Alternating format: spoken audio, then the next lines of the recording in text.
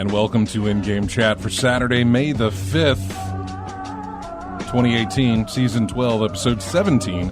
I'm Scott. I'm RJ. And I'm Sarah. Welcome to the show, everyone. And Sarah, welcome to the show. Thank you for You're making welcome. the drive. Let's get that out of the way real quick and snap the clap. There, we're done. Lethal Migraine says he's pretty sure that's not Matt in Matt's chair. You would be correct, sir. Matt is not here with us today. He will be back next week, I believe. I would love to say that Sarah would be back next week, but she won't. Probably do the week after that, maybe. But, yeah, I wish Sarah could be here every week. She just can't. She has...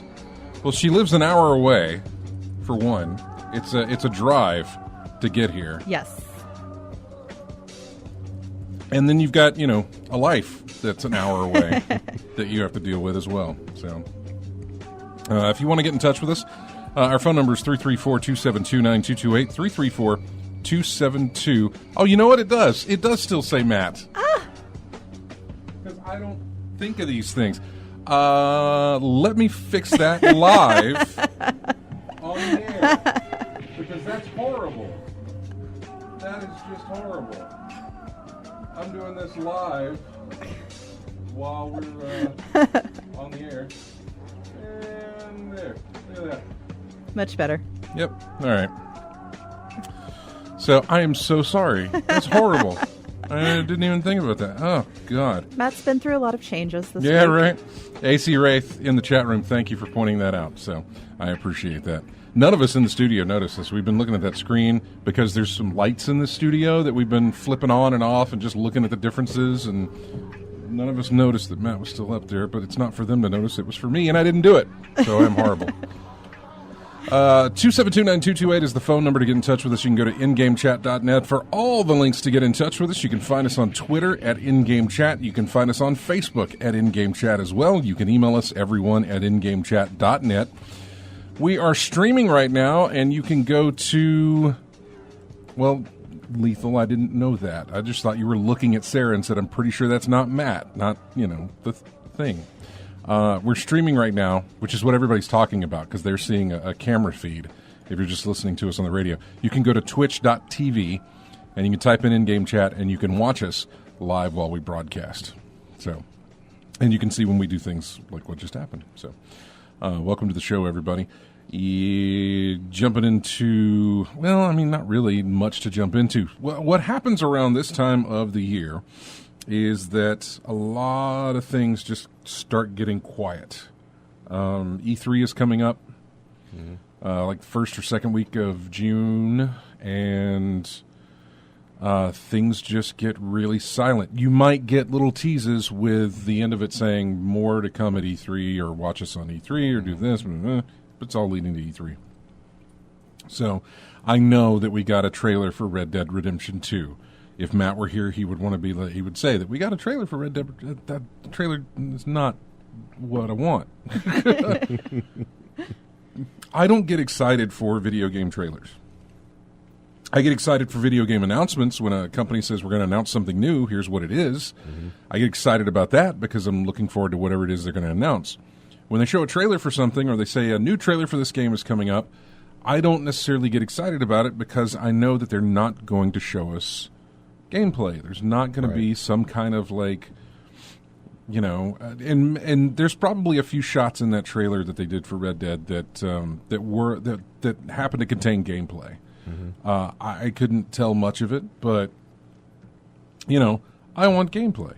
I want exactly what we got with Sony's E3 presentation for God of War. They played the game live on stage, and that's when I can get an idea of how your game plays. And I understand that this is a sequel, so I should have some idea of how the game plays, but this is also a sequel that is... it's been a long time since we've had this game to see if there's any changes, just to see what's new, what's different, what have they changed, and I just don't get any of that. So yeah, we did get a trailer. Sure, that's fine. We got box art. We didn't get a Steelbook announcement. Maybe I would have gotten excited about that. I was about to ask if there was a Steelbook involved in this. I didn't see any kind of special edition announced. Now, they may. Probably. Rockstar doesn't really do a lot of special. Well, okay, they do a lot of special editions, but it's a lot of over-the-top special editions. I remember Grand Theft Auto 5 had a special edition that came with like a duffel bag, and a heist bag or something like that. Yeah, like a bunch of stuff that was not anywhere near anything that I wanted to spend any kind of money on. Yeah. And so, but a lot of Steelbooks, no, they don't do a lot of. At least they haven't in previous times. They haven't done a lot of those. So, just whatever. So yeah, I mean, I look forward to any time we get new information for the game, but I'm looking for new information. I'm not looking for, did you see that part in the trailer when so-and-so did this? I don't want that, because that is all, I cannot be, oh God, I'm forgetting his name. I'm friends with him on Facebook. He's a hip-hop gamer. We've had him on the show. Mm-hmm. And dude gets excited, man. Doesn't matter what it is. If it's a trailer, he's there. He's excited about it. And I love that optimism. I love that energy. I love that excitement that he has for it, because he has not yet been tainted with either disappointment or cynicism. Yeah. He's just riding the wave of the instant, and bless him for it. I can't fault him for that. So yeah.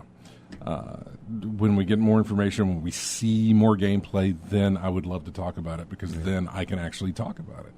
I can actually, kind of assess what I'm seeing there and tell you, oh, good, they've added this or they've done that. I can't tell you anything about this. Yeah. It looks pretty, but it's also a trailer. Yeah. So I can't say anything. Although I will say, I played God of War, and the only way I can tell something's a cutscene is when I can't move the character anymore. That is the only way I can tell that that's a cutscene, is when I try to move my character and he doesn't. He's doing something else. That's when I know. Because that line is blurred just very, very well. Between cutscene and gameplay, that line is very well blurred. So, good job on them. Yes, that means I have finally started God of War. I have not made it very far at all. I have basically played what was shown to us at Sony's E3, not last year, but maybe the year before, when old Kratos fights the big old giant with the big stone swinging bat thing. And that's about it. That's as far as I've gotten. That is probably the first 10 minutes of the game, but I was able to stretch it into the first 45 minutes of the game. Well, because they open it up to you, man. You're so like you tell your son to go hunting, and you want to follow him while he tries to go and hunt. And as soon as it kind of opens up the forest to you, you see this little shiny thing over to the side, and it's like, oh, you found an artifact. And I'm like, oh, time for me to look for shiny artifacts. Tell your son, go off, go hunt. I'm going to do my thing. Well, of course he doesn't. He waits ahead of you for you to come ahead. But that's it, though. That's me running around, which takes some of the immersion out of a game. I don't like necessarily when they do that. I would prefer them to leave. Don't give you branching paths until when they're trying to tell a story like this. Yes, if you're going to put me in an open world game like an Assassin's Creed or a Batman Arkham City or anything like that, I get that. I totally understand that your open world, go do this. God of War's never been that open world. It has had secrets here and there, but they were on a very linear path that didn't require very much exploration. Here you're thrown into the woods. And even in the woods, I got to a certain section where the path split. I could go left, right, or forward. And I was following my son on his hunt. He had gone left, and I was like, well, the game obviously wants me to go this way. But I have another path I could take. And I kind of wanted to take that path. I didn't, because at this point I'd already been like 30 minutes into the game. I'm like, let's just do what the game wants me to do instead of trying to do this stuff. But, they throw these incentives out there where it's like, hey, you found I can't remember, some kind of currency in the game, and I can't remember what it's called. But there's some kind of, like, you found some coins, you found more coins. There's some health scattered here and there, but you found coins and things like that. I don't like the fact that they put that in there, and it's only a distraction so much as I let it be a distraction, right? Right. I have to be the one that lets it become a distraction. Well, first of all, I'm thinking about what could have happened if you didn't follow the path that they told you to go on. Right, and that is the thing that, I mean... Could have been another item, could have been something valuable they needed later on. Is this something that's going to change the story? Right, but I never liked that thinking. I never liked that sort of way of thinking. And maybe it is just God of War, and probably I'm thinking of maybe something else.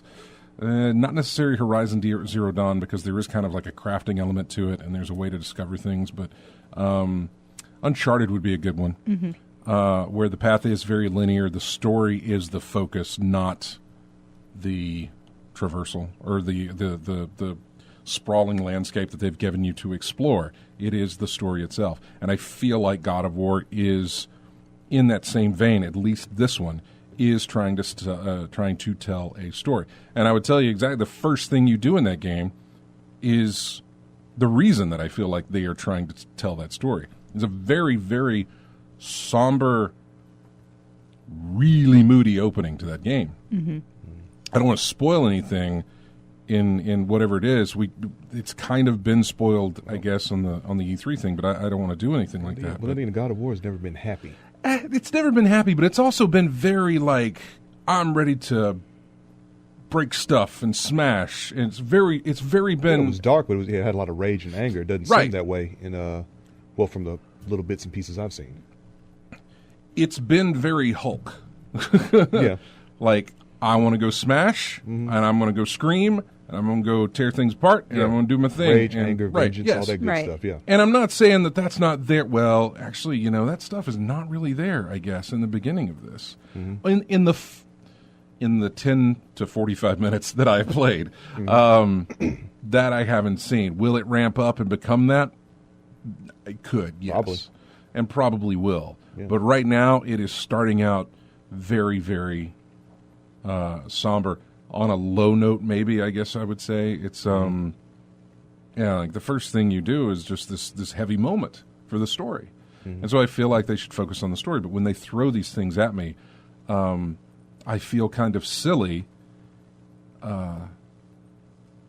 taking Kratos over places I've already been while his son's sitting up there waiting, I'm putting it into a context of what the story's trying to be, and here I am off trying to explore these little nooks and crannies of the woods that they put me in, instead of, let's follow this path, let's do this thing. Maybe open it up a little bit later until we've gotten past this moment, perhaps. I don't know. But I feel the same way with you. Anytime a game starts me where it starts me, especially a side-scroller, I did this in Limbo, it puts me there. Always go backwards. I don't go right, I go left. How far back can I go? I did it in Sonic.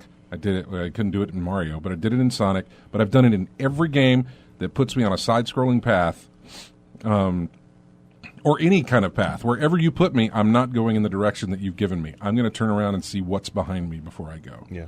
And I've always done that. And that's on me as well, but it's one of those things where when you were talking about the paths of saying, well, what's down this way? Maybe it was more collectibles. Maybe it was. Or maybe it was a point in the story that I didn't need to be getting to yet. Game design shouldn't put me in that position. The design of a game should put you still on the path that they want you to go. But I never know if they've thought that far ahead in some game design. It's, if you think in the MMO world, right? Yeah. It's like, I don't know what level those guys are. There's question marks over their head. Clearly, they're out-leveled than me. I don't need to be here right now. Yeah. Yeah, usually my experience is something with a skull on it. Mm-hmm. If there's a skull next to your name, leave it alone. Yeah. Go back. Yeah, so, this is not me complaining about the game. I'm not. I haven't played enough to give you a complaint about the game. The thing is beautiful. It is... That's what I've heard most about it. It's playing a cinematic, and I don't even mean in the QuickTime event type style of that. It is just amazingly good looking. So, and those are just my assessments of like the first, what would be for most the first 10 minutes, for me the first 45. Haven't even upgraded my axe. I've only learned how to throw it and use it in combat, but I haven't yet learned how to increase its abilities or change its abilities and change all the sort of... I really just haven't gone that deep yet. Yeah. So I was just hoping for different weapons later on down the line. as far as I know, you just get the axe. You can upgrade it, though. One I weapon think there are, that is upgradable. Yeah, I think there are some... I saw some slots in my character thing to where it looked like I could pick something else, but I don't remember. I'd have to look again. Mm-hmm. But I think you stick with the axe. Axe or fists. You can not use... You can just...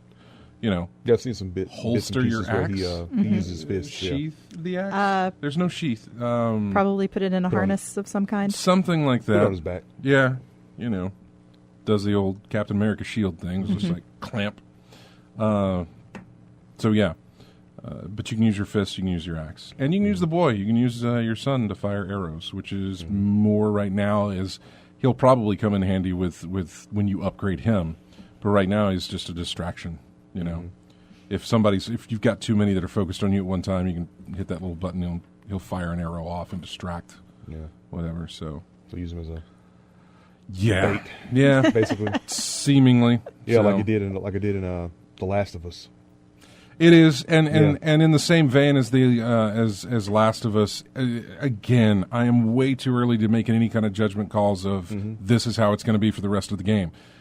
So far, first little boss fight, mini boss fight is probably what I would call that. Kid took a licking and kept on ticking, man. It didn't.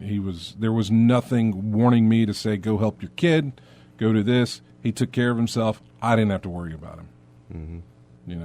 Which was an issue in The Last of Us, actually, yeah. Yeah. If you press the button for your son to fire an arrow at an enemy, he fires at whatever you're looking at that time. Okay. Whatever part of... Is it like a lock-on? Like you're locked onto this enemy and he targets on what you're locked on? You can lock on because you can throw your axe, right? Right.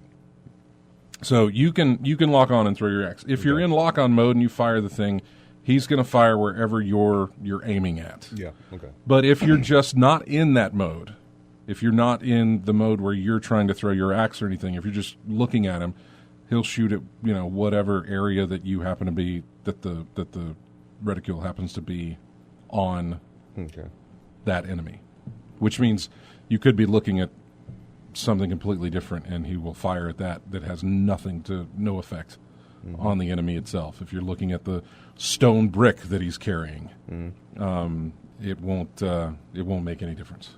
So you have to be looking at the enemy. Again, these are no complaints. I'm not complaining. I have no reason to complain yet. I haven't played enough of the game to have a complaint.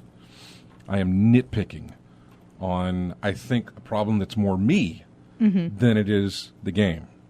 My ADD side of things whenever I'm playing a video game. So yeah, that's all I played. By the way, if you want to go over what we played so far, that is all I played. I have another game that I got from a developer that I need to play. I played it at PAX, one of the PAXs, and I've got the thing. I totally forgot that I actually got it, and I need to play that. I've not picked up anything else, but yeah. So yeah. Sarah, what about you? I have gone back to Destiny 2, getting ready for the expansion. I know, that's coming up, right? Yes. So I hadn't played the last batch of DLC. It just came out at a really busy time for me. You got a lot to do there, then. Yeah. You think you've got a lot to do. We finished up the main story Osiris. of Osiris. Yeah. So there's still strikes and things like that. And there's all those guns to collect. Yes. Yeah. I know that'll be tough, but it's a week by week basis. That's all it is. Did you end up keeping them all when you got them? I kept one of every one. I got a lot of dupes. Well, I got a lot of dupes after, because when you unlock them, then you can start. Yeah. Then you could start getting them from engrams. Okay. But I kept at least one of everything I think that I got. Yeah. But all I was doing it for was to get the Osiris shell at the very end, getting the loot, because they're really, I didn't really find any of those too. No, if I remember right, I think the Pulse rifle that came with it was nice. The Pulse or the Scout, I think, was actually pretty good. I think I stuck with the Scout. The Pulse fired too slow for my taste. It was one of those. It was one of those that I actually was like, hey, this ain't bad. And the hand cannon actually was pretty good too, I believe. Yeah, Jack Queen King. Mm-hmm. Yeah, something like that was actually pretty good out of that. But I did it just to get the shell for my Ghost. So I've got. I mean, I just hit the level cap. My light level is still way low, so I've got plenty to do. Yeah. And then I've also been playing some more Vermintide. Mm-hmm. So that's kind of my go-to. I don't really have anything to play. I'll get online with one of my friends and play that. Mm-hmm. Yeah, so Lethal Migrant is saying everybody experiences games differently. I could tell the whole story, and what I experienced wouldn't be what you would.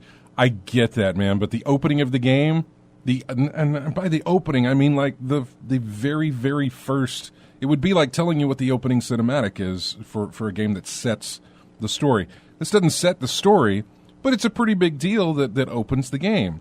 And I'd rather not ruin that for anybody else who kind of wants to go in completely unknown about any of that. That's my whole thing. I actually agree with you. Everybody does experience games differently because I think I've had games spoiled for me because I've told people I'm probably never going to play that game. Go ahead and tell me. They tell me years later the sale is down to like $5. I've totally forgotten whatever it is they told me that was a spoiler, and I played it. So yeah, I agree with him in that you know it's going to be a different thing for everybody to experience, but this is like the first thing of the game, so I'm just not gonna do that. People who play it will understand what I mean. So that's my point. Did you play anything else? Destiny? Just Destiny? That's it? Destiny, Vermintide. I think I talked about Sea of Thieves last time I was here. Can't remember. Maybe not. I played a little bit of Sea of Thieves. I found it disappointing. You haven't been here since the D&D episode. Yeah, I can't remember if I called in. I think you did because I think you played the beta. Yeah. So yeah, and I dipped my toe in the Sea of Thieves for all of a week, and then it was done. That's about what I did as well. What a disappointment that was, right? You going to do the State of Decay 2? Probably not. Are you a Xbox Games Pass member thing? No. It's not a bad thing to jump into. It's what I did to play Sea of Thieves. I did the free trial and then canceled it. Yeah. Well, again, it's $10 a month, so re-up, pay $10, you get to play State of Decay 2 for a month. True. You know? And if it's good, great. And if it's not, then, whatever. But yeah. I love that Xbox Games Pass. It's fantastic. We're going to take a break, and then we'll get what RJ has played. But that's good, all for you? Yeah. That's all? All right. Well, so we're going to take a break. Again, I theme everything with the music. We'll see if you can figure it out. I don't want to say I went obscure with this one. I may have went obscure with the selections, but we'll see. We'll be back with more of In-Game Chat here in just a moment. This is music from StarCraft 2. It's the new expansion, not the one that's due up, but the last one that they did, Heart of the Sworn. It's called Ascension. We'll be back with more of In-Game Chat right after this.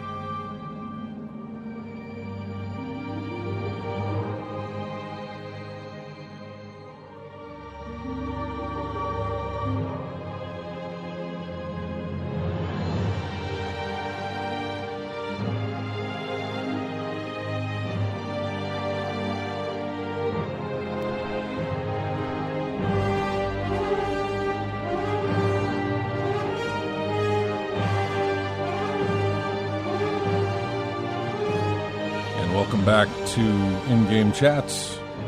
I'm Scott, along with Sarah and RJ. Music here from Total War Rome 2. It's Imperia is the title of the track.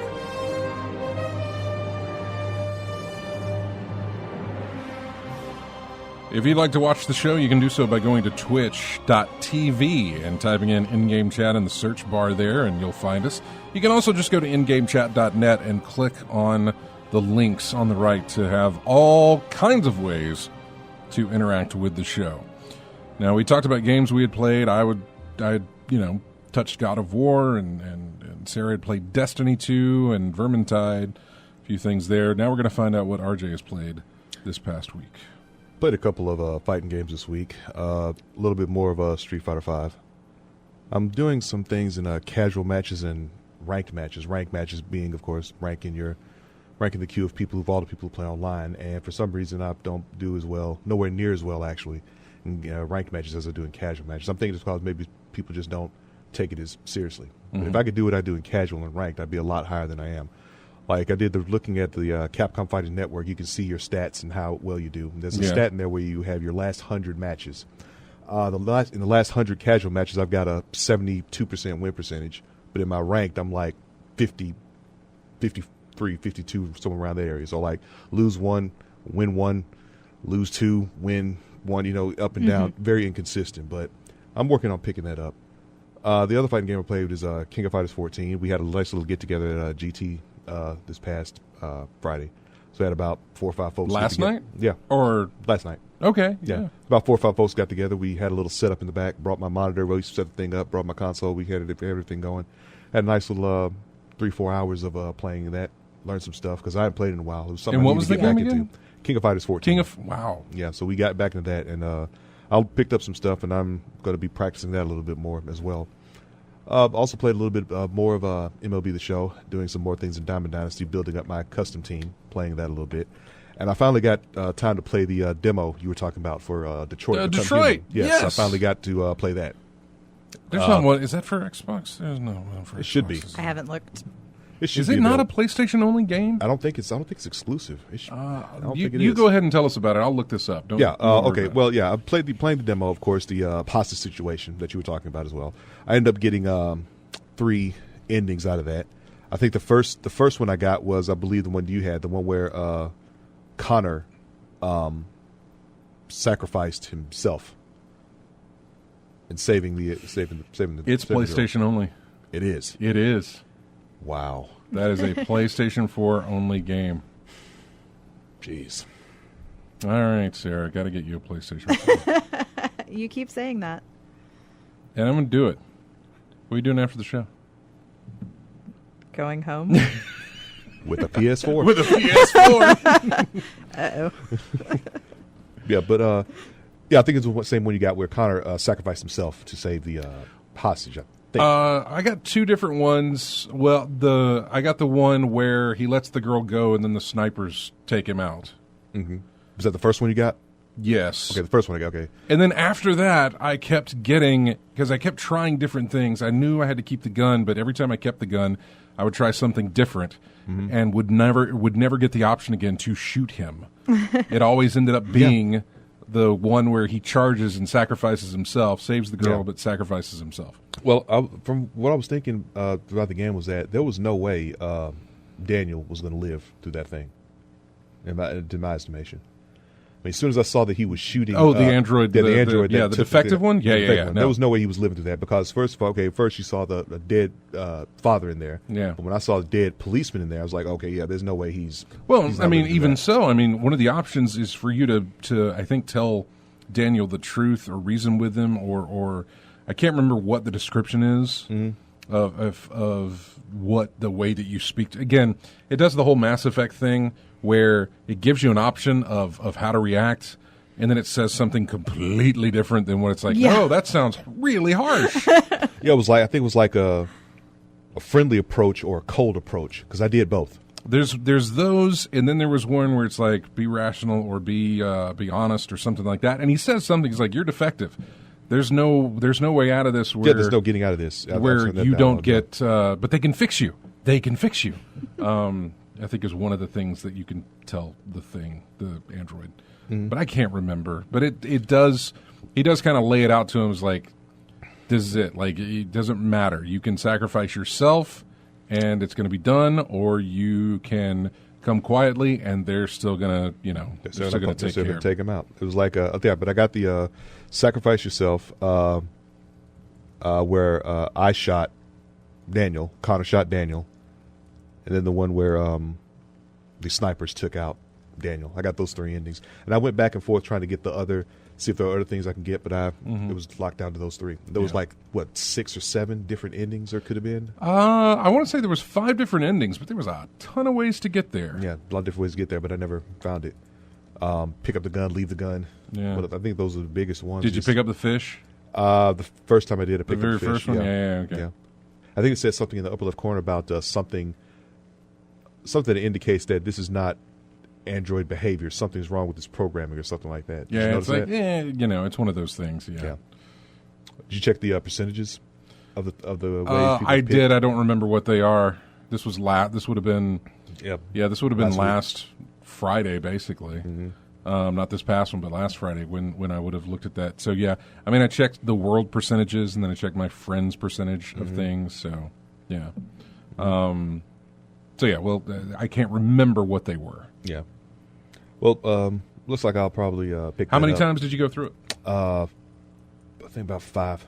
That's like 5 different iterations I went through trying to get those different endings. Now, I could look this up online, but I'll just ask you. There was a section, so like you investigate the inside of the house, right? Right. And there's a point there where you go outside. On the flow charts, there's the point at which you go outside, but then there's something that branches off before you ever go outside to something else. And I don't know what that is. To the left? Well, on the flow chart, it branches up, basically. If you're looking at the flow chart, it branches up. Okay, the flow chart. Like almost everything leads to outside, but then there was one part of that where you could have done something different, I guess, other than go outside. Maybe if you wait and don't ever go outside. There's a wasted time option on there. I know that That's part. what I'm thinking. I'm thinking if you just wait and do nothing. I've done that. Wasted time. Okay. Someone else got shot. Oh, wow. So, but did it end? Did the demo end? It didn't end. So you still had to go outside? Still had to go outside. The captain said, what are you waiting for? Get out there and do something. I mean, they're trying to really push you into going outside. Because there's on the refrigerator in the apartment, you can sit there and watch a news broadcast. Right. Yeah. And how long did you watch that before you muted it and moved on? About 5-10 seconds. I'm curious if you can just sit there and watch that, what happens? No, we can always find out. I mean, I don't know. This is There's a lot of little things. This is why it took you 45 minutes to play 10 minutes of God of War. This is the point that this goes back to what I said, but this is explicitly a choose your own adventure type of thing. Yeah. So finding, and there's also a finite amount of pathways, which they show you what they are. So they show you all the pathways in there, but how to get there is the problem. Yeah, trying to figure out how to get there. So then it turns into a puzzle game. But yes, this caters to my ADD type of thing where I want to explore all the paths. Yeah, what happens if I do this? And then lather, rinse, repeat. But in these games, and I would tell you this, in these games and in a lot of things, I would love for them, after the game is over with, give you the choice of, do you want to see the canonical path, the one that we're accepting as canon of what you do, so that you can figure out how to follow that path. That doesn't have to reveal how to trigger any of those things. It's just like, we went this way, I kind of wanted that in Heavy Rain because everybody got so many different endings. It's like, which one is the preferred ending to the developers, or to which one is considered, here's the ending that you need to get to, or that we wanted most people to get to. I get games that have a good ending and a bad ending. I understand that. Yeah. But with things that have more of a neutral ending, I feel like you get a lot of backlash from people who are like, okay, well, you just invalidated my ending by saying that there's a preferred ending. That's why I kind of want that to be left up to a choice that you make. Yeah. Like, do you want to see it? Are you happy with this? Or do you want to see the path to get to what is considered I don't know. What's the worst ending? What's the most optimal ending? What's the most tragic because ending? I agree that sort of thing is in like the Telltale series, the Walking Dead Telltale series. You can make choices beyond choices beyond choices, but you always end up with, in the first game, you always end up with, and now I've forgotten the characters' names, the little girl and the main character. Yeah. You always end up there with making that choice of, do I do this or do I do that? You know, that's it. No matter what you've done in 4 episodes previous, regardless of people dying or taking left when you should have gone right or any of that stuff, you always end up at that point, which does feel a little bit like my choices are kind of invalidated because I don't end up in something completely different. David Cage games, especially games like Heavy Rain, Beyond Two Souls, no. Heavy Rain and what looks like Detroit, very, very, your choices did make a difference because here's what you're left with. Yeah, your choices matter. Right. If someone dies early, of course. What's the other one? Until Dawn, I think, because characters do die and the game just keeps going. There's plenty of opportunities for you to screw up and get everybody killed in that game. Yeah. But the game keeps going regardless. It keeps going regardless. Yeah. That was one thing I really liked about Mass Effect 2. You could get a lot of your crew killed. Yeah. And the game keeps going, right? Yeah, it kept going. They would find a way to finish the story. Yeah. So does Mass Effect 3 have a canonical take from Mass Effect 2 that it went with? Or did it build from that? It built from that. Depending on who you got killed, you had to deal with different options. Okay. So that's interesting. You couldn't do within it too limits. Much. Yeah. But, and then it built to the ending that made everybody angry. incredibly angry. I don't even want to go into whatever. But yeah, no, if you got certain characters killed in 2 and you imported your save, they were not available. Interesting. I'm trying to think of a game that had multiple endings, but when they released the sequel, they said, this is the ending that we're going with when we start this sequel. And and I know that they exist, but I can't think of what they are. That's why I've seen something like that before myself. Right? Yeah, I think I have seen something like that. A sequel where maybe it was oh God, what, Infamous? Did Infamous and then Infamous 2? Did they pick a Infamous had an evil ending and a good ending, right? Right. Yeah. And then Infamous 2 starts off in it does. Pretend version of New Orleans. It does, but I want to say it assumed that you. Yeah, I think it assumed took a different ending. You took a good ending, I guess, route. But I don't know. No, I'm just trying to think of something that sort of put that on, which again would deem every choice that you ever made insignificant when they do that. I don't necessarily think we're getting a sequel out of Detroit. But again, this feels like the story continues that way. I was trying to make some comparisons with God of War and Detroit, and you really can't do that because God of War still, while exploration is in there, is a very linear game. Detroit, massively non-linear type of situation. It is a choose-your-own-adventure type of situation with different scenarios that have different endings and that sort of thing. So, the chat room says Dishonored. Yeah, Spam Daddy. Yeah. That is right. Dishonored did that. Dishonored, when they did Dishonored 2, it assumed that you had a certain ending from Dishonored 1. Because Dishonored 1 did not have a good ending or a bad ending. Yeah, I guess it kind of did.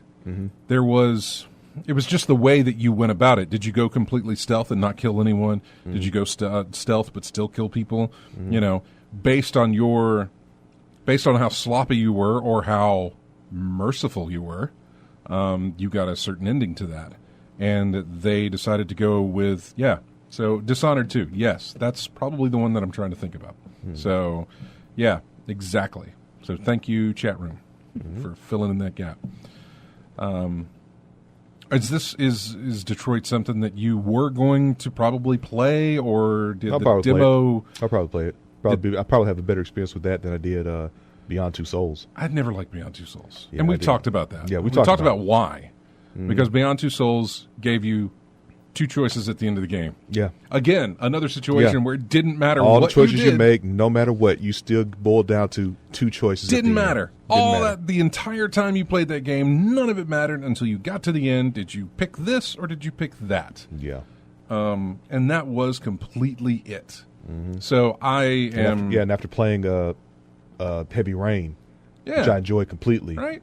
I get to that, and that was a real disappointment. I was really massively disappointed. Did you play Heavy Rain? Did you have a PS3? No. All right. I had a PS2. That doesn't count. That was the last. When you're already at number 4, yeah, and when you're already at the third generation of whatever I don't know what generation we're sitting at right now, but still current. Yeah, my console history is brief. PS2, 360, Xbox One. Stuck to the Xbox type things, huh? Which is fine. Mm-hmm. So yeah. Anything else? Did you? That's pretty much it. Those titles there. Okay. Mm-hmm. Good. I don't know of anything coming up this week. Again, it gets to Destiny 2. Destiny 2 expansion. That's true. true. I can't. What date does that come out? May 8th. May 8th. What is that? Tuesday? Yeah. It's Tuesday. Jeez, I haven't even. I don't know. It's been a long time since I played the game. Really. If I do anything with it, I'm going to be on PC when I do it. I know. I got further on PC than I ever got on my console.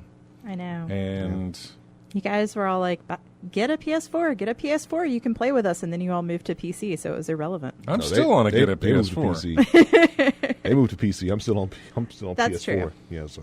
Yeah, PC's really nice looking though.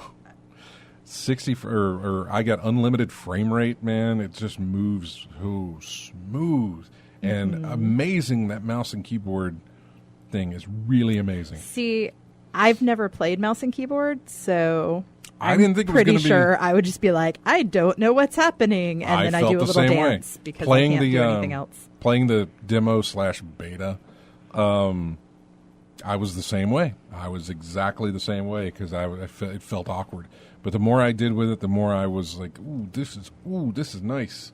It's really nice with that mouse aim control right there. It was really, really good. Yeah, but the new PC is way less likely than the PS4.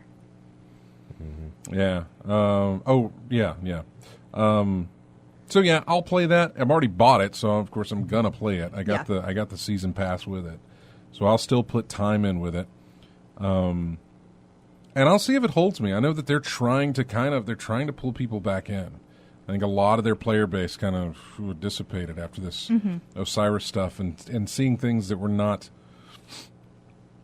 that just weren't Destiny. It never felt like Destiny for them.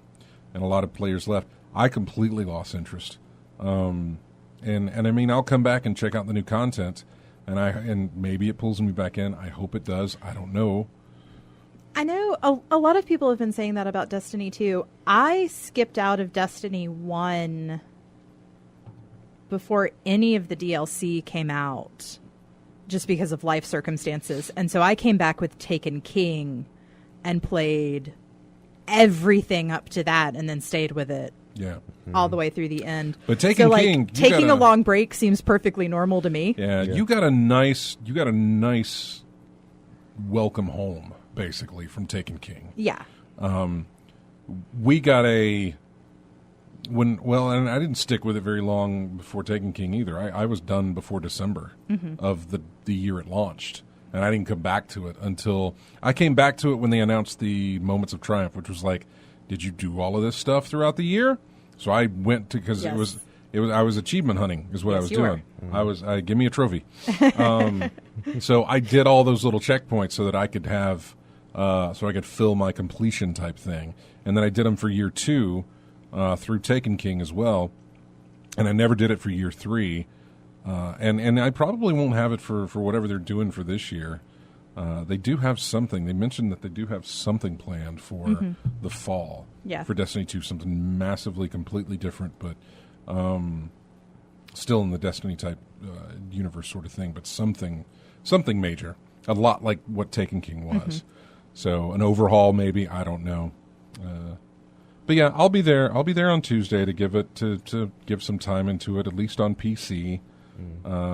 Play the story of whatever it is that they're giving us. See all the new stuff, and check it out and see if it holds my attention. Really see if it holds my attention. Spam Day is asking, did I miss any RPG talk today? No, you haven't missed any RPG talk. So I apologize. None yet. Let's go to the phones. I don't know who this is because we don't have Matt here to answer the phones. But you're on in-game chat. Who's this? This is Chris. Hey, Chris. How you doing, man? Not too bad. So you finally got into God of War, huh? I mean, a little bit. If I'm the same way. You know, I like to explore, and I don't want to do that yet. I want to explore every nook and cranny. Okay, now I'm ready to go on. Yeah. If God of War was the size of the pizza at Big Lou's, then I pulled a single slice of pepperoni off of that giant pizza. Mm-hmm. That's exactly what that's how much I played of God of War. So yeah, you took a piece of pepperoni off of it and ate just a piece of pepperoni, a piece of regular sized pepperoni, not oversized pepperoni. Right. Piece of regular sized pepperoni off of a gigantic 60-inch pizza. I think it was 60, or is it 48? I think it's 40. Well, see, I'm getting some. Don't. It's not important. It's just a big pizza. Just a gigantic pizza that I took, not even a bite. It's like I smelled it. That's it. It's still sitting there waiting for me to devour. And I'm just in the room. It smells really good. That's it. You know. So I haven't. You've. I haven't got into it yet. I'm still waiting. I'm still working on getting through everything of Far Cry 5 and doing this and doing the missions just so I can get out of it and do something else. But yeah, I'm really tempted to get into it pretty soon if I can. Yeah. No, I haven't. Like I said, I'll put more time into it by the time we come back next week, obviously. But yeah, I have only just not even tried to scratch the surface. I've just touched the surface. I haven't even scratched it. So. Do you ever play some of those Elder Scrolls games like Skyrim and stuff? You probably like those. Those are actually no, I did not like those at all. I played. One of the launch titles, one of the big anticipated launch titles for the Xbox 360 was Oblivion. Mm-hmm. And I got that, and it put me in a dungeon with no clothes or anything else. It's just I'm in a dungeon, and I couldn't figure out how to get out of the dungeon. And I was like, I don't want to play this anymore. I didn't. Did you ever play Skyrim? Or no? Did the bad taste from Oblivion carry over? I never played Skyrim. I think we need to make a deal. Sarah can get a PlayStation 4, and then in turn she can get him hooked on Skyrim. I mean, I've got that's Skyrim. A slightly uneven trade. Yeah. No, I've got Skyrim. I've got Skyrim on my PC. I think it was gifted to me from Drew, a friend of mine. Track Zero was his name. I think he gave me Skyrim, the whole everything edition type thing. So I've got that. I haven't done anything with it. It's a time period. It's set in an area that never has really drawn me. I've tried it with Dragon Age. And yet you're playing God of War. And yeah, I'm playing God of War. Well, that's Vikings. It's Norse mythology, and it's I don't know, it's whatever. And God of War was Greek mythology, and I was really into that. Mm-hmm. But the Dragon Age did not hold my attention. I didn't really like Dragon Age either that much. But if you like exploring, and the Dungeons and Dragons type fields, swords and sorcery, then Skyrim's probably that's pretty much right up your alley and stuff. But it's a fun one. It's one of those things you can do whatever you want to in this world. Yeah, I know. It's there, and I've never tried it. Oblivion, I was never into. So no, I've never done any of the Elder Scrolls stuff. I hear great things about them, but I have never really. I tried with Oblivion, but I haven't tried with Skyrim. Yeah, I never played Oblivion, but I played a ridiculous amount of Skyrim. Yeah, so that might be something I look into. I mean, I've got a lot to do, but that might be something I look into eventually at some point. So yeah, it's one of those. If you get hooked on it, you're going to be sitting down and playing that for a long time. Well, Chris, I appreciate you calling, man. We got to run. We're at the top of the hour here. Got to take a break. All right. Well, y'all have a good one. Nice. You too, man. Take care. Take care now. Bye. Bye-bye. We will come back with more of in-game chat. I'll answer those questions. I'm getting asked a bunch of questions in the chat room. I will answer those when we come back. and address them and answer them. But going into the break here, we've got music from Star Trek Online. It's, I guess, battle music that plays during a tutorial. There is no real track name for this other than tutorial battle. So, anyway, we'll be right back with more of In-Game Chat right after this.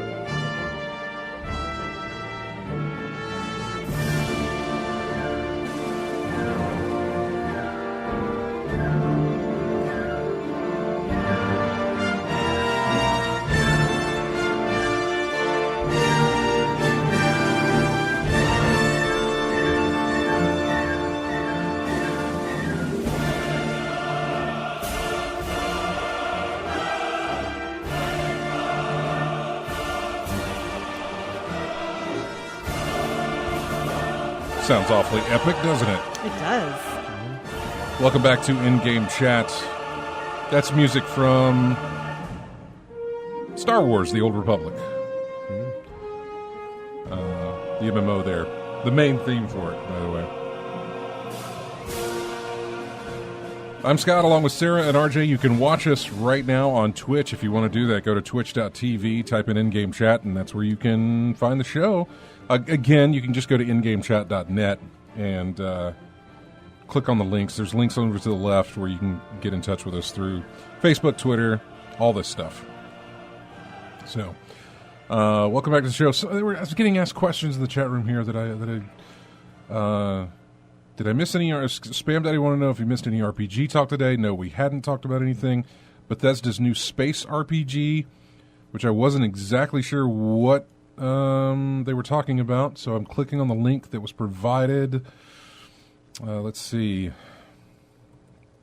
Also, I thought there was another question. Oh, how are you with 8-bit and 16-bit RPGs?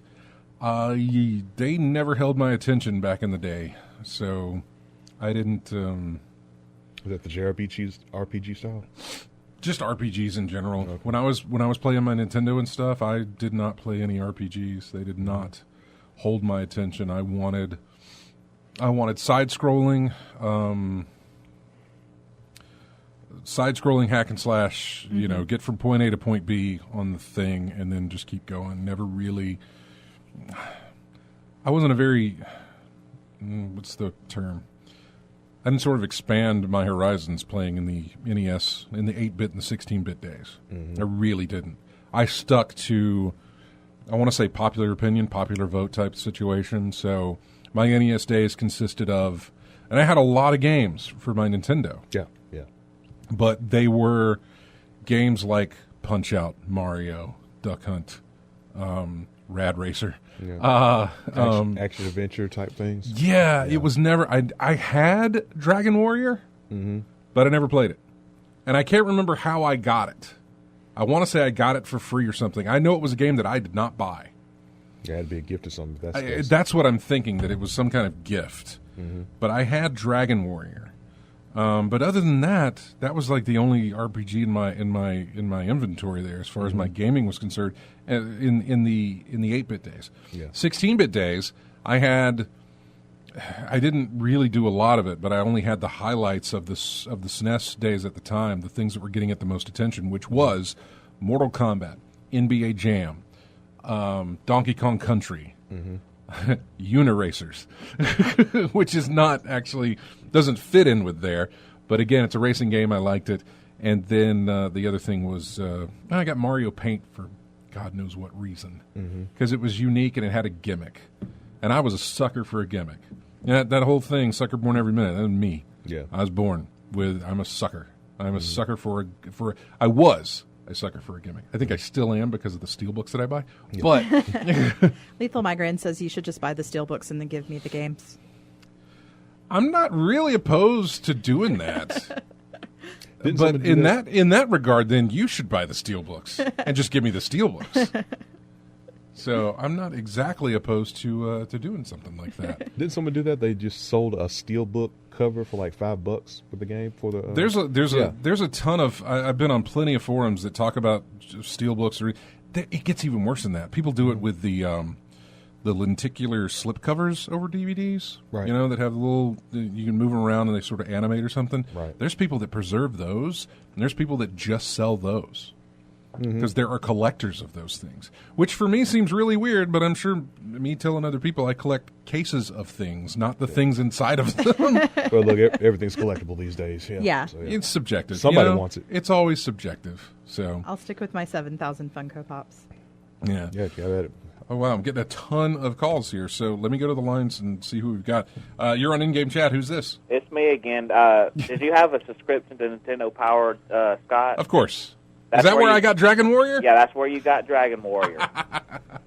Thank you. And that's what started me off. That and Final Fantasy were the great, great ancestors of all the role-playing games I've ever played. So thank you, Square and Enix. Okay, I think that must have been what the other person on the line was calling for, because we had the both lines were lit up.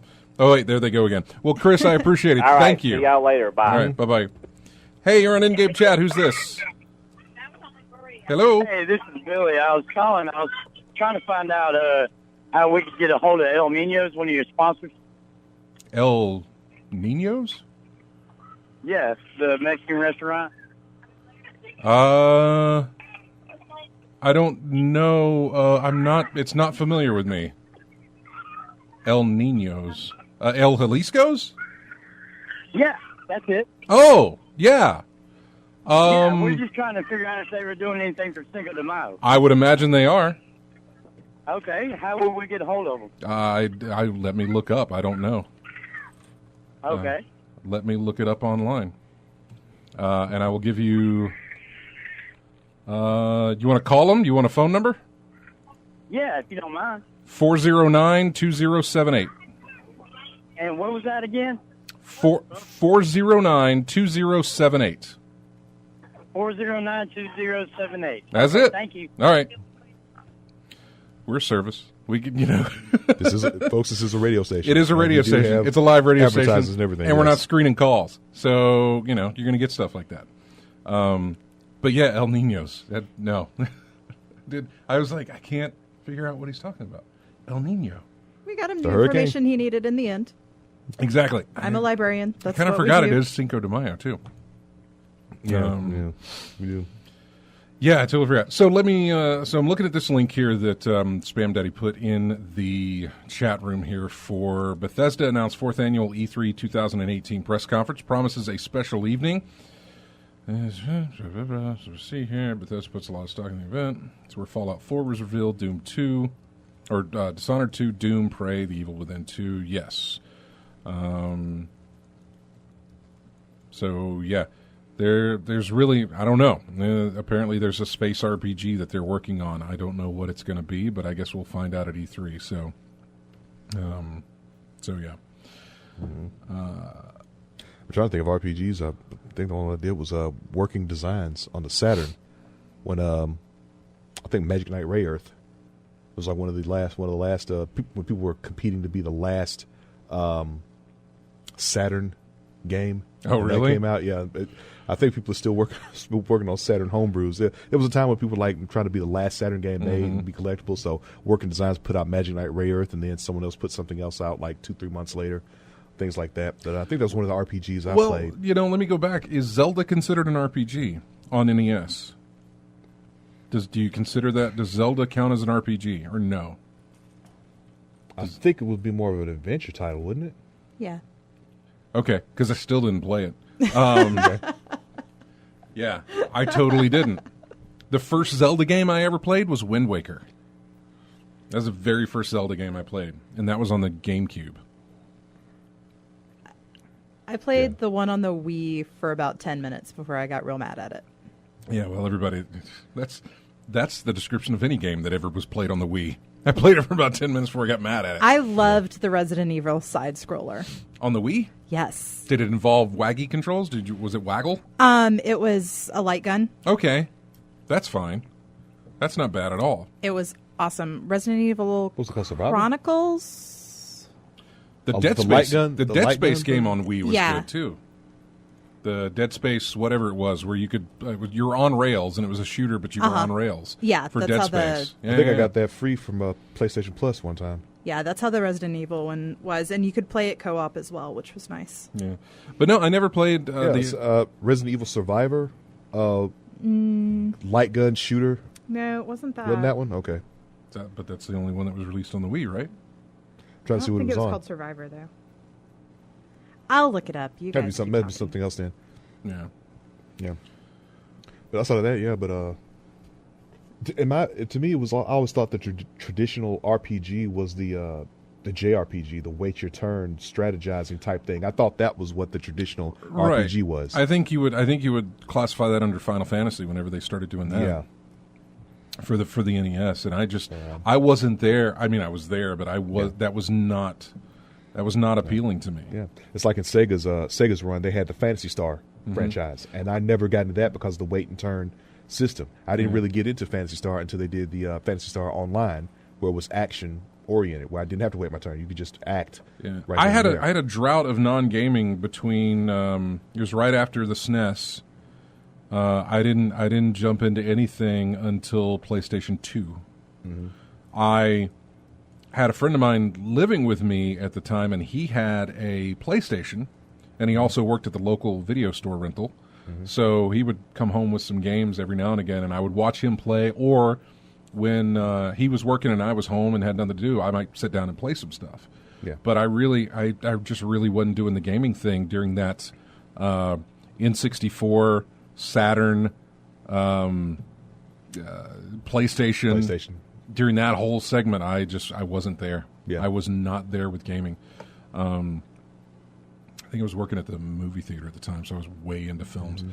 But I wasn't there. I did try Final Fantasy VII because I heard it was such a big deal. Yeah. And I tried it, and I didn't like it because I didn't like turn-based combat. Yeah, you're in the same boat as me. I gave it a shot. I gave it a legitimate chance, but it just didn't appeal to me. You know, and I also felt like with food that when you grow up, maybe things change. Boy, I hated this food when I was a kid, and now I really like it. So, boy, I hated this game when I was a kid. Let me see if I still like it. So, and now I don't even look at the genre they're in. I'm like, oh, does that appeal to me? Let me give it a shot and see if I like it. Yeah, it's never a sense of, oh, this is medieval gaming again. I don't want to be there. Nope, it's all dependent upon the game that it is. You know. And yet you still haven't played Skyrim. And yet I still have not played Skyrim. I haven't played Skyrim either, actually. Yeah. I've seen enough of it, yeah. Yeah, right? Exactly. I see it all over the place. Well, look at Fallout, man. I've tried Fallout 3, nothing there. I tried Fallout 4, nothing there for me. I mean, I could play Fallout fine. Like I think I mentioned earlier before we broadcast, I thought I was playing through that twice. And with the mods that came out, had another reason to start playing through that. But yeah, I could do Fallout fine. But just didn't get the. But then I hear everybody tell me, "Well, you should try New Vegas." Then, if you didn't like Fallout 3 or Fallout 4, you should really play New Vegas. I did play New Vegas. I played New Vegas. I've heard great things about it. I hate Cazadors. I really can't. I still remember those things from that game. I really can't stand them. So, never really an RPGer. Never have been. Never have been that way. Which is odd because I played, I played MMOs, which. Would those, I don't know, because I played City of Heroes. Yeah, I was there with you. Yeah, and I'm playing Destiny. Destiny, not a role playing game. No. But I played City of Heroes. I played. There's got to be another one that I put time into. Star Wars: The Old Republic. Mm-hmm. Yeah. Are those considered RPGs? Or or MMOs? Just MMOs, I'm thinking. Yeah, but you're still, because I remember they had servers that's the role play server if you want to go in there and do that. So does that count or no? I don't know. Yeah. I mean, I'm probably trying to split hairs here with trying to find something that put me into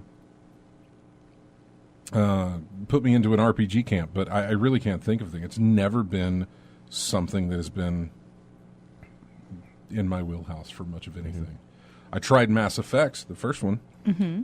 Didn't like that gameplay. Loved the gameplay of the second. Yes. So I played it. Never finished it, but I played a good chunk of it. And then I didn't jump into 3. So, mainly because I hadn't finished 2. Yeah. But then when I found out how bad 3 had gotten, I was like, I'm kind of glad I didn't go that far. I'm really glad I was playing 3. Like, the whole thing with the ending hit about a week before I hit the ending. So, I'm really glad about that because I really enjoyed that game. Yeah. And I think I wouldn't have finished it if I'd been further behind. Yeah, RPGs have never been my thing, and apparently never been your thing, really. Not too much. I mean, certain types I can get into, like I said, the action. If I have to wait my turn and it's strategy-based, I'm really not going to get into it. But if it's like action-oriented or something along those lines, teamwork, things like that, yeah, I could probably get into that. But the traditional JRPG style, no, I tried it. Sure. I couldn't get into it. I did not stick around for any JRPGs. If it was a JRPG, I knew exactly where I sat with it. I was like, nope, not playing you. I remember I tried to play, I don't know that it was considered a JRPG, but it was on the 360. It was called Blue Dragon. Mm. And I want to say I gave that a shot. But it never appealed to me. I keep hearing, when I think of RPGs, I keep hearing this Chrono Trigger. I keep hearing that one. Or the Final Fantasy, I want to say Vagrant Story was another one. Secret of Mana. Secret of Mana, that one too. Yeah, something like that. Yeah, that's another one that I hear. These games have gotten accolades, and so I feel like, I should just like you hear the same thing where it's like, hey, that movie got a lot of things. You should watch that movie. I feel the same way about games. If it's gotten a big, not following, but a lot of critical praise. Yeah. A lot of over the years just been this. It's become the classic that it is. It's like, let me see how that. Let me find out why that's. Yeah, you got my curiosity peak. I'll take a look at it, see what it's all about. It is. And I give it a shot and see what happens after that. We'll go to the phones again. It may be another call looking for a phone number, but hey, you're on in-game chat. Who's this? It's Matt. Hey, Matt. You need the number to the restaurant? The El Nino. The hurricane. Yeah. I wish I could find that Chris Farley soundbite of El Nino. That's fantastic. Anyway, are you done with? Are you headed here? Do you have time to come here? I don't know. You could, but you wouldn't be on camera. I could, but I've been in 10 gear all day. I am super sweaty and disgusting. Even better. No. Oh, gosh, no. Yeah. So what's up? Just, chiming in about the RPG stuff. What RPG do you... Well, you played Fallout, and you played the Elder Scrolls stuff. Oh, yeah. All the way back to Daggerfall and Morrowind and all that stuff. But, even with the JRPG stuff, I played, every Final Fantasy up until 10. Right. And, the Vagrant Story, like RJ was saying, was a good one. Chrono Trigger and Chrono Cross are excellent ones. Some of my favorites. Yeah. So that was actually more in my wheelhouse than I think y'all's. What qualifies them as RPGs? Just in a general role-playing game, you typically, So then City of Heroes and Star Wars The Old Republic, those are not RPGs? In a way. They're massively... originally they were called MMORPGs. That's true. Multiplayer online. That is true. And I know Knights of the Old Republic is considered an RPG. Mm-hmm. Yeah. Because, unlike, Link, where it's an adventure game, you're assuming a character that, you put yourself into, as opposed to really, I'm playing, this one character. But, I don't know, classically, they were more turn-based. Yeah.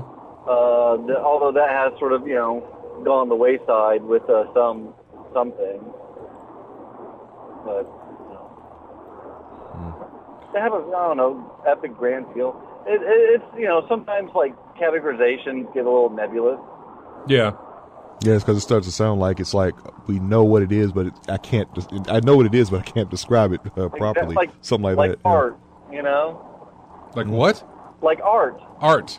I know what it is when I see it. Swear that you said. What did you think he said? What do you think he thought he said? I didn't understand that. No. My brain went to 9 years old again. Stuff, Yeah. So, well, all right, man. Thanks for calling in. Of course, you'll be back here with us next week, right? I will be. Oh, fantastic! Are you excited about the Red Dead Redemption trailer? I am extremely excited about it. Why? Because it's Red Dead Redemption. But what got you excited about it? Well, I mean, I've always been on board. Oh, I know you've been on board with it, but what got you excited for the trailer? I like this sort of like I want the ability to get back into the Old West and play an Old West game. No, but that's yeah, I know that. That's for the game. What got you excited about the trailer? Showing more of the story. Give me a little. That's legit. I'll totally take that one. That's legit. Yeah. Now I know you're on board. I know you're there. I'm there with you. I don't get excited. What's to come? Right. I don't get excited about game trailers anymore because they never show me what I want to see until way closer to the time of the release of the game. I want to see gameplay. I don't want to see. I'm especially something like Red Dead. I'm already there. I don't care what your story is. I'm already there. So show me gameplay. So that's why I don't get excited about something like that. So. I think with like Red Dead, you know what the gameplay is going to be. You know. Not necessarily. It's been a while. They could have tweaked some things. I'm sure they have tweaked some things. So I'd like to see. The general. It'll play like a game. I know, but I don't think they're going to have the gameplay tweaks as much as like Mass Effect 1 and 2. Yeah, but I mean, if you look at, No. Let's keep it in the Rockstar universe. You look at Grand Theft Auto 5. Here we are suddenly with 3 main characters that we can switch from on the fly anytime. Completely brand new, not been done before. So I'm kind of curious, what are they going to do with Red Dead? Are they going to give you that option? Do you get to form up a posse that you can switch between your members of? I don't know. These are questions that I have. That's why I want to see gameplay and I want to learn more about it. That a trailer just doesn't give me. Yeah. So that's my whole thing, and it's fine. That's subjective. It's not a thing that I expect anybody else to be that way with. Get excited for what you get excited for is my philosophy. And what else was I was about to ask you something else, and I've completely forgotten what it was. Not just about Red Dead, but it was something else, and I can't remember. So anyway, all right, man. Well, we appreciate you calling in. All right. Have a good one. All right. We'll see you next week. Bye, Matt. Oh, Matt, I remembered. Oh, yeah. Okay. Did you play the Detroit demo? I did not play the Detroit demo. We do that before you come back next week. Is it still available? Yeah, it's still available. It's quick too. I mean, it's a fast. You mean you can the playthrough is very fast and you can do it multiple times. So yeah, it's still available. Okay. So yeah, put some time in that. I'm really curious because RJ's played it, I played it, and I'd like you to put some time into it too. Sure. So all right, man. I think I could tear myself away from BattleTech long enough. Yeah, exactly. Yeah, you should. All right, man. Take care. All right. Bye. Bye-bye. See you now. Yeah, good. Glad he called in. We have to take another break. We're going to go. We're going to come back and finish off the show here after this break. We got music here from Sonic and All Stars Racing Transformed. We'll be right back. I don't remember what the title. I think it's the main menu music for this thing. The title for the game is way too long to fit on the screen. The scrolling marquee. Yeah. Like it just gets the D at the end of it, and now so if I'd put a track title after it, nothing. So yeah, but it was like the main title music or whatever. So we'll be back with more in game chat after this.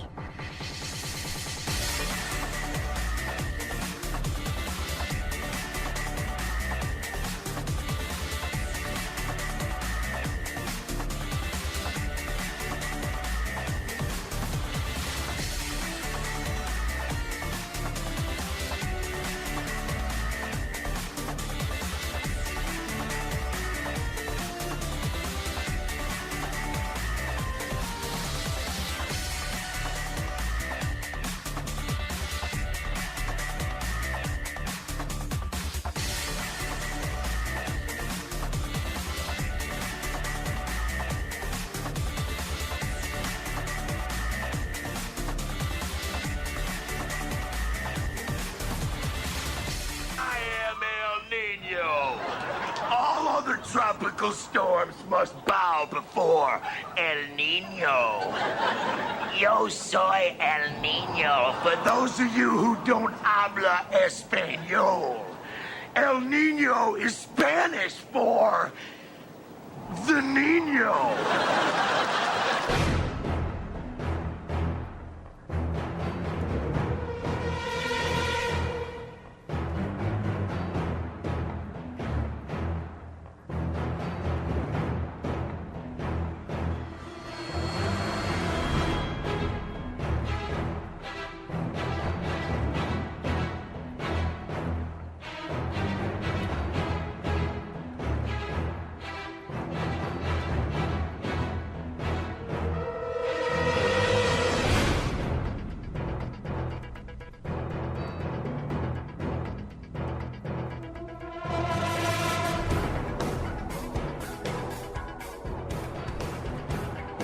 And welcome back to In-Game Chat. Music from Transformers, War for Cybertron. It's the main theme from that game. I'm Scott, along with RJ and Sarah. It's amazing. I put a bunch of... You saw the articles that I had marked here for us to talk about, and we haven't touched on a single one of them. I only put the Red Dead Redemption article to remind me that the trailer opened this weekend, or the trailer released this weekend, or this past week. That's the only reason I had that there. Anybody have any idea yet what the running theme has been for the music? No guesses? Mm-hmm. Maybe I've started putting a prize on that thing to get more people to... Epic Adventures. Yeah. That's too broad, isn't it? A little bit. Yeah. A little bit. What did we have? We had StarCraft 2, Star Wars Knights of the Old Republic, Total War. What was that one I just played? Transformers War for Cybertron. I've already forgotten. Yeah. Sonic Transformed Racing. Yeah. So, Spam Daddy says Space Adventure. No, not Space Adventure. No. Anyway, we'll get to that towards the end of the show, which is getting closer. So I really don't have anything much to talk about here. It looks like Bungie's going to actually release that Music of the Spheres thing from Destiny, which was an original composition that they did when D1 was releasing.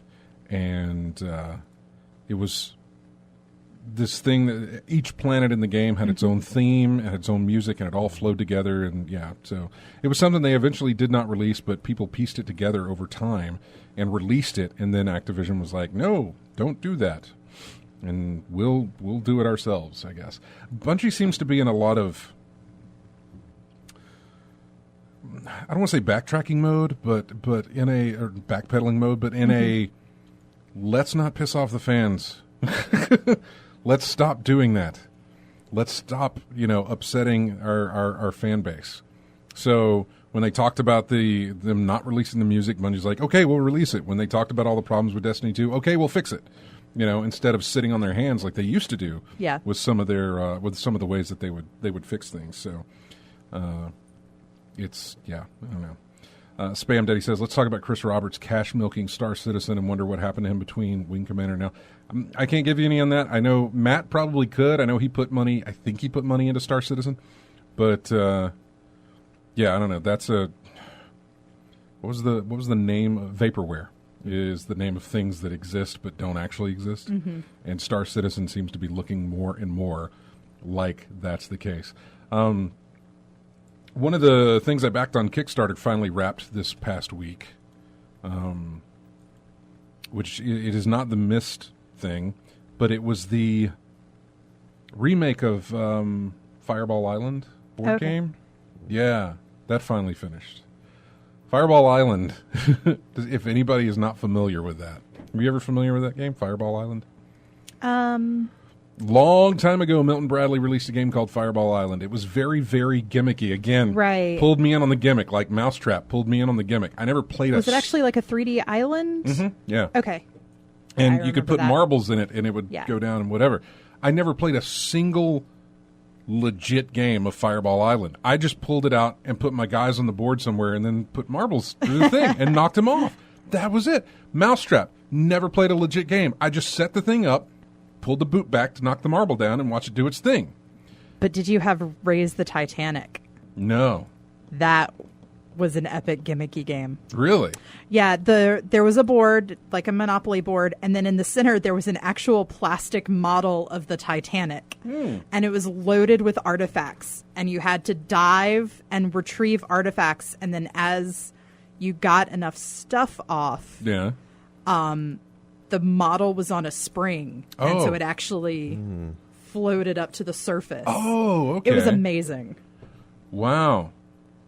See, that's something I totally would have bought into, only to do that one little thing. Like, I wouldn't legitimately play the game. I still, to this day, have no idea what the rules are to play Fireball Island, what the rules are to play Mousetrap. There might be a couple of other games I have no idea. But I never played them. I just set them up and then released their gimmick, and then set it back up to do their gimmick all over again. It was ridiculous. But Fireball Island, I remember wanting to buy Fireball Island. I can't remember how old I was. But I left my dad a note because I was either getting paid an allowance or I had some money from cutting grass or something. Yeah. And I left him a note one time saying, with a clip out of a Sears catalog or something for whatever. And I was like, Dad, I know you don't want me to spend my own money, but I would like to take. It only costs this much, and I was writing down how much it costs. It's only this much money. Can I please spend it on this? And he's like, sure. So I bought it, and I didn't play a single bit. It's at the house somewhere. It's probably in the attic. The actual old game is probably still in the attic. So, yeah. So that wrapped up. I don't really have much else. The VR version of Oblivion, which was what the guys from Myst were working on. Oblivion's been out for over a year now. But the VR version for PlayStation will finally get released, I believe, Tuesday, actually. The VR version of Oblivion on PS4 will finally be out there. Free update to anybody that already owns the game. Game's $30 if you don't already own it already. So, there's the link to Raise the Titanic. Yes. I am very curious about this. It sounds completely up my alley to be that gimmicky. Mm-hmm. So, wow. Yeah. No, never saw this in my life. That's interesting. Yeah, Look at that. It was like my favorite board game. That is, yeah, I totally would be into that. That's interesting. Huh. No. Is that a cat in the box in the picture? It is. One of the pictures, there's a cat sitting in the board game box that's empty. Yeah, exactly. So, yeah. I don't know where to go with this. What are you looking forward to playing? I mean, you're going to be playing Destiny, I guess, next week. Yes. RJ, what about you? Anything? Pretty much going to be some more MLB The Show, and probably that DLC for Destiny as well. Right. I think we're all going to be there for the DLC for Destiny. Mm-hmm. At least the first week.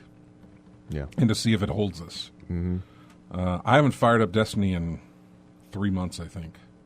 It was kind of nice to get away from it. Mm-hmm. Yeah. You know, it was because all I could ever do was come on the show and say, well, I played Destiny this week. That's pretty much it. Well, I played Destiny this week. That's pretty much it. Well, to me, it was getting to the point where get a Ingram, hope for something, but I just get that one, and I don't feel like grinding anymore for anything else. I kind of dread going back to it, not because I dread for it to suck me in again. Mm-hmm. I'm just like, I don't know if I want to go back to it. I wasn't having fun when I left you, you know? And I'm not sure that I'm going to have fun, you know, coming back to it. Yeah, you got to a point where you got stuck. I mean, nothing was getting any better. Like, I couldn't find chest armor to save my life playing through that thing. I mean, I got everything up to like 330 and everything, got little perks in order to get it to 335, but my chest armor is the only thing holding me back. I couldn't get anything over 320 with chest armor. Yeah. And I just couldn't get it. I mean, no matter what the free Ingrams got me or whatever I did to earn something, I was never able to get it. I kept getting leg armor more than anything else. Yeah, Spam Daddy says, it sounds like you guys are at the point with Destiny that WoW players finally hit. The grind is unavoidable no matter what face you put on it. Yeah, it's not the grind. I don't mind the grind. It was the fact that there was nothing once my grind was done. Like, I did get to my level cap, and I got to my armor level cap, my light level cap, you know. Yeah. Light level cap. Mm-hmm. I got to that, and I just... That was it. I had gotten to whatever little things it was trying to get now, and I wasn't much of a player in Crucible or anything like that. I'd put in the time just to get the reward at the end each week. But that was Crucible was literally me forcing myself to go through that.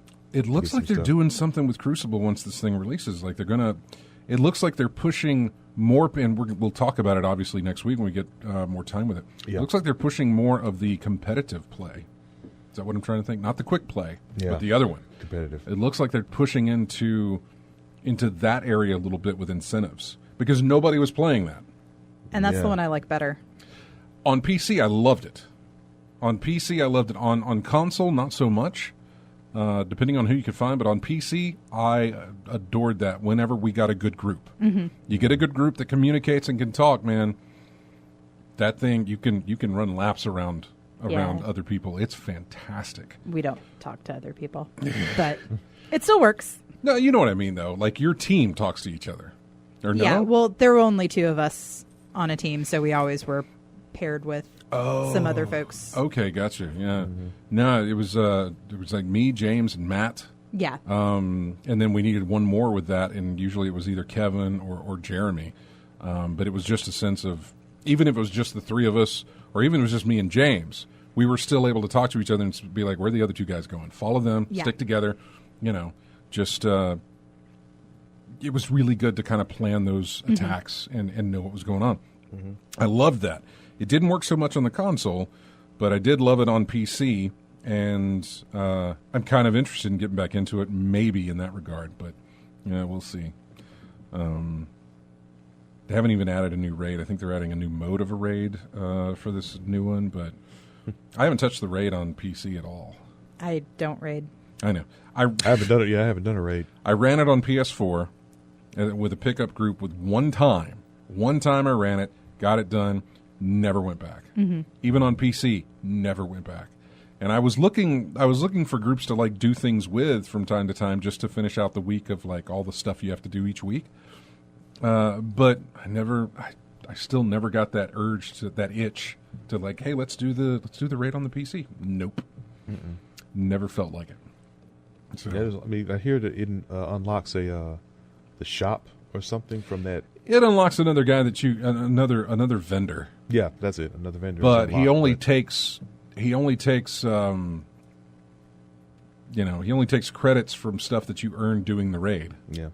So, I mean, really, the only point tokens. Is it that what they call them? I've forgotten what the currency is in Destiny now. Isn't it tokens? Tokens. Yeah. But the only reason I would have to go through that Leviathan raid really is to get that what'd you want? Shotgun. That right shotgun. Yeah. To get that thing out of your inventory. Yes. Yeah. That's to get it out there. there. It's stuck there until I get it. I get the Leviathan raid under. I keep hoping they'll fix that. It's still in my inventory on my PS4. Yeah. I mean, I've even got the alternate skin for it already, but no actual weapon to put it on, so it's still going to stick there regardless. Yeah, because I finished the raid and then it unlocks. It's like, hey, well, now you need to go do this. You got to go do this strike. Yeah, you got to do it within a certain amount of time, and then you'll get the weapon. And I was like, I don't really care. I had talked to he's not in the chat room, but Drunk Degenerates, who's in the chat room. He was my go-to on PS4 usually any time when I was playing late or whatever. And he got the shotgun. He's like, it's not that great. Yeah, I think it's on like 2 shots. Yeah, so I lost the incentive of even wanting to get the shotgun. Yeah, it is. My incentive is getting it out of the inventory. Yeah. That's my incentive right now. I really wanted it until I found out I had to do the raid. Yeah. And then I found the, I forget, it's been so wild, I forget the guy's name, Saint 14's shotgun. I got that one. Now I'm using that exclusively as my power weapon. So I really enjoyed... I didn't necessarily enjoy that quest, but when you walk into his room, that was nice. That was a good moment, yeah. I really enjoyed that, and I hope they do more of that. Did you get his helmet? Is that what you get from it? No, but I don't think you get it from the quest. But there was I got his helmet. I'm not it a was Titan. Like available. Okay, you're not okay. But they had I thought they had one of each. I don't know. Maybe I don't know. But he was a Titan. Yeah, he was Titan. So I don't have anything from him that I know of, because I'm a warlock and a hunter on PC, and I'm a warlock just on PS4 that I played. But of course, I haven't done that on PS4. Okay. But yeah, warlock and hunter on PC. I have not unlocked my Titan. Yeah, I had one of each. I got one of each for the PS4, but yeah. Because when after that quest, I saw everybody was having, a lot of folks had that helmet running around with that. Something with light energy. It does some perk it gives you with the light energy or something like that. That's pretty, from what I heard, was pretty useful. Spam Daddy says we should have Sarah join every week. I would love that.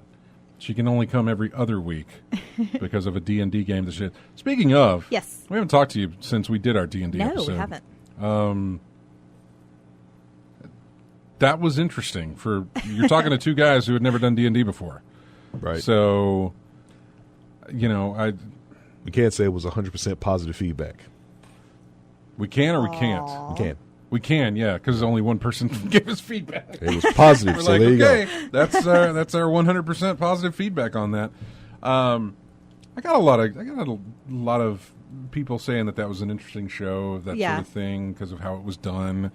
Our screw ups, because we didn't know what it was doing. Right, never split the party. Why did you split the party? You're all going to die. Splitting the party worked just fine. Yeah, it did, but we were also noobs. We were playing on a high level of entertainment value, not skill. That's why we split the party by me going off.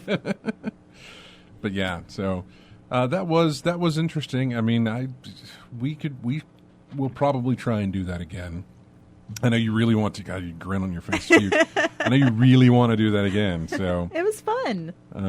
It was more on our DMs or our GMs sort of keeping the entertainment going. Mm-hmm. I give so much credit. Oh yeah, he did an excellent job. Oh God, he did a fantastic job. There is, number one, there's no way I could have done that, and number two, for him to keep it going like he did and to keep things moving along and interesting. And it really had a good flow. He had the setup in the beginning, and then he had setup at the beginning. I see what you're laughing at.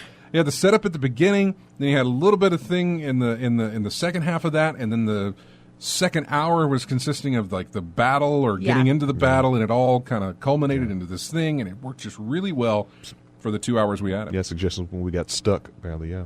We got stuck quick. Yeah, when we first started playing. I know. Yeah. So. Yeah, I rolled really low on my stats, and I deliberately took really low intelligence so I couldn't just have a character going, well, why don't we go do this thing? Yeah, you had a lot more experience, and you could have thrown stuff like that out of there. Yeah, Scott, you had the epitome of beginner's luck on those rolls that you had, man. I did. I had a lot. Super stats on everything. Really good stats, and I didn't do a thing with them, really. There's very little I can do. Sarah did all the work. Yeah. Sarah I got Matt, really. super lucky with that one. Maybe not so much Matt. The one thing. Yeah, Matt almost died. Yeah, he was the one that almost died. We had to. I was like, wait, I am a medic, so get him up. Yeah. Mm-hmm. All right. Well, Sarah, thank you so much, as always, for coming in. We appreciate it every time you make the drive. Yes, we do. We appreciate it so very much. Want you to do it more often. And just a quick thing. Today is Free Comic Book Day, so if you have a local comic book store near you, you should totally go swing by. It is. Mm-hmm. It is Free Comic Book Day. Do it. Yep. That is going to do it for us. Thank you, everybody, for joining us in the chat room and everybody listening on the stream and on the radio. Thanks to everybody who grabs us each week from iTunes or however you get our show for later use. We used to be on the Zune marketplace. We do appreciate it. That's how long we've been around. Go to ingamechat.net. You can join us on Twitter, Facebook. You can subscribe to our YouTube channel. You're watching us on Twitch. Subscribe. Why not? If you're on Steam, join our Steam group. If you're on a PS4, Sarah soon to be, you can join our group there. If you're on Xbox One, we got a group there. And we've got a Discord. There's all this stuff that you can join in with us and interact with us and play games and all that great stuff. So thanks, everybody. Have a great week. We'll see you next Saturday. Just to let you know, your next song here was Kirby All-Stars. It's the title screen for Kirby All-Stars. So is there any kind of idea of how they were all connected? All-Star games? You're close, but no. Okay. Not really. Like compilations of various characters from one universe put together, something like that? Not even that. Do you have any idea, Sarah? I got nothing. So we have Kirby All-Stars. We have, They were all games that had either Star or War in the title for Star Wars Day yesterday. That's it. That was it. That's all it was. Like I said, very elaborate. Happy Revenge of the 5th, everyone. Exactly. Have a great week. See you next Saturday. Yeah, it was all Star and Wars in the title. So, or Star and War. Stars and War. I don't know. Whatever. we get it. Bye. We get it.